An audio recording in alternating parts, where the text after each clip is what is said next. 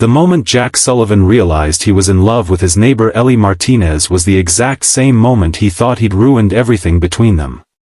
If you've ever had your whole world shift in a single conversation, you'll understand why this story might just change how you see the people already in your life.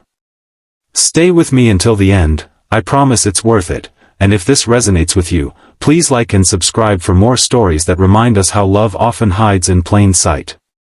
Jack stood frozen on Ellie's doorstep, the words she'd just spoken hanging in the air between them. Why are you asking me for dating advice when the woman you're describing is clearly me? 3 years earlier, Jack had moved into the small blue house on Maple Street with his 7-year-old daughter Lily after his wife abandoned them both for a new life in California. The divorce had left him hollow, a man simply going through the motions of life: wake up, get Lily ready for school, work his remote IT job, make dinner, repeat. Dating wasn't even on his radar. Ellie had been the first neighbor to welcome them, appearing at their door with a homemade lasagna and a warm smile that reached her eyes. "Moving is exhausting," she'd said, handing him the dish. "And everyone deserves a home-cooked meal their first night in a new place." What started as neighborly kindness evolved naturally into friendship. Ellie, a kindergarten teacher with a gift for connecting with children, quickly became Lily's favorite person. When Jack had to work late, Ellie would watch Lily.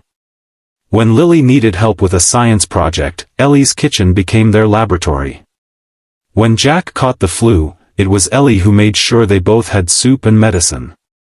"She's like the mom I wish I had," Lily had said one night as Jack tucked her in, a comment that had lodged itself in his chest and refused to leave. But Jack had built walls around his heart after his ex-wife left. The idea of trusting someone again, of opening himself up to potential rejection, terrified him. So he kept Ellie firmly in the friend category, ignoring the way his heart raced when she laughed or how he found himself looking for excuses to text her throughout the day. It was Lily who finally pushed him toward action. Now 10, she had the directness only children possess. "Dad, when are you going to tell Ellie you like her? Because it's getting kind of obvious and really annoying." After weeks of internal debate, Jack had decided to test the waters. He'd go to Ellie for advice about dating again, a coward's approach, perhaps, but it felt safer than risking their friendship outright. "There's this woman," he'd started awkwardly, standing in her doorway on a crisp autumn evening. "She's kind and funny and brilliant with Lily. I think I might be ready to date again, and I can't stop thinking about her, but I don't know how to tell if she sees me that way or if I'd be ruining something good by speaking up." He'd expected encouragement, maybe some generic advice. What he hadn't expected was the flash of hurt in Ellie's eyes, quickly replaced by determination as she stepped closer to him. "This woman," she'd said quietly. "Does she bring you soup when you're sick? Does she know exactly how you take your coffee? Does she text you random thoughts at midnight because she knows you're a night owl too? Does she love your daughter like her own?" Jack had nodded, speechless.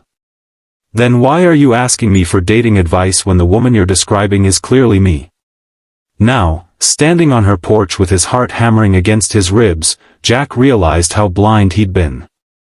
The silence stretched between them until Ellie's confidence began to waver.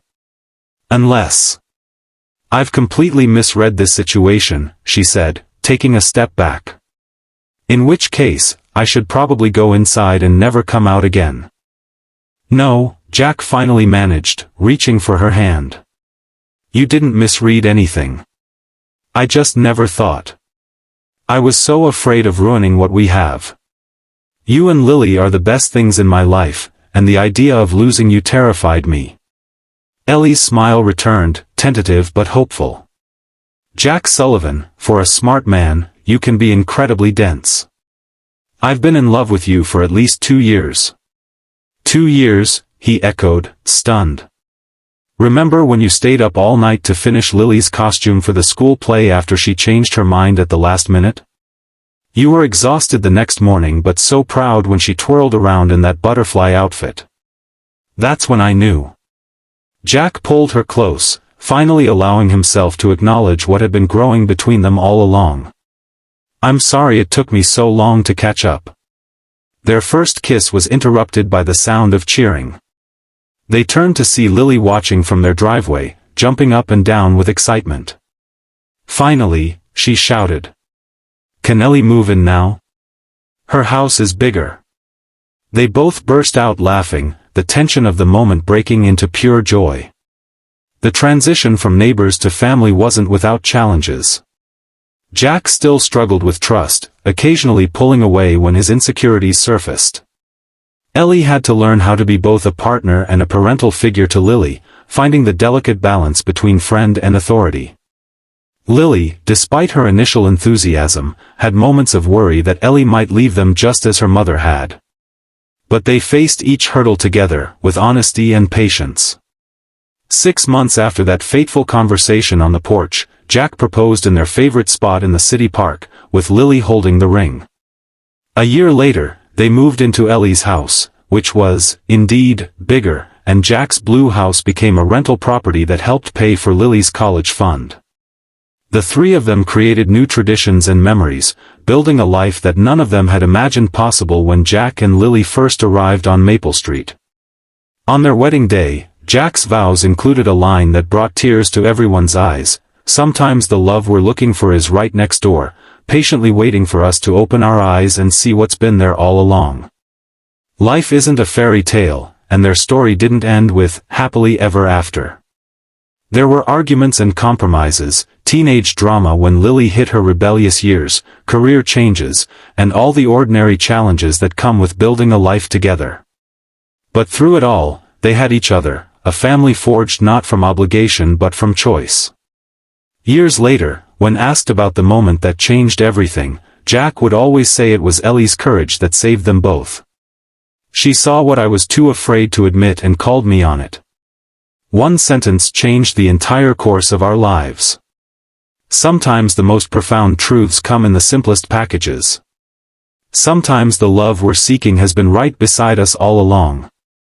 And sometimes, all it takes is the courage to speak those truths aloud to transform friendship into something even more beautiful. If there's someone in your life who makes your world brighter just by being in it, don't wait years like Jack did.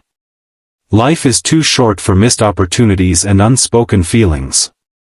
The risk of rejection is nothing compared to the possibility of finding your own Ellie, someone who knows all your flaws and loves you anyway.